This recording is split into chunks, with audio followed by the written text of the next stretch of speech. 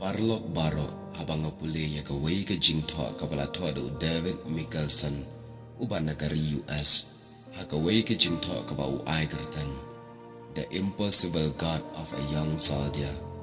uye thu kumne chapang gane ka jingja la ong ba uwi usamla sipai ubla sha I ben bat sha le ben sha kren ben haki para sipai bai trailang tang nakadaw ba ungai yo blai uba em Hakaway kasi u Captain Sipay, ukwa aban penle ran bat penpo iyo ne usamla Sipay, hakamar ki para Sipay ki babuan, namar ba ungay iyo belay. Kumta une u Captain Sipay, ulakhat iyo ne usamla Sipay, banwan siya kaman, bat haba une usamla Sipay ulawan, ulaong ya u, siyem une usyabi, ki penyang baha katay kajem.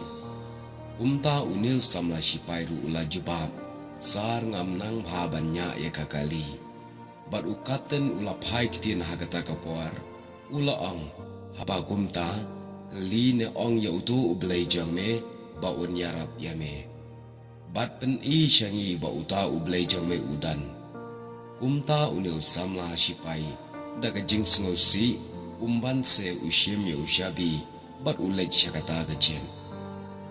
Siwa ba unkyo hakata gajem ula penlong gajing duai ha ublai bat hadin ba ula dep duai ula start bat ulanya ay kata gajib kumbakwa uta u kapten bat ula penyeng haga jaka ba ukwa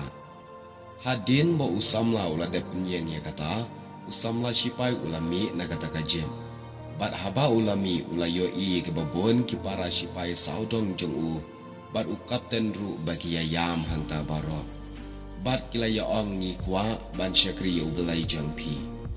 uta usama kata kapuar daga jinglengo ula keli balai piayam bat ka ei ka balaja hangta uta kapten sipai daga jingjau umat ula plate ya ka banat jongane ga jeb ban pen I ya uta usama sipai bat kata ka jeb ka ba unya ma u kam dan setia ya ka enjin ndrai ka balengo pat kalong bakan ne ka jeb kastan bat kalong banleng bat hangta unil sama sipai ujubab petshane uni udai ublai ubanga ngangai bat syakri udai ublai ubala banlai iki kampla wat yaki ba pi pimut bomla banlong ha u kilong bat ulong ru ublai ubai ke jing em yanga bat yapi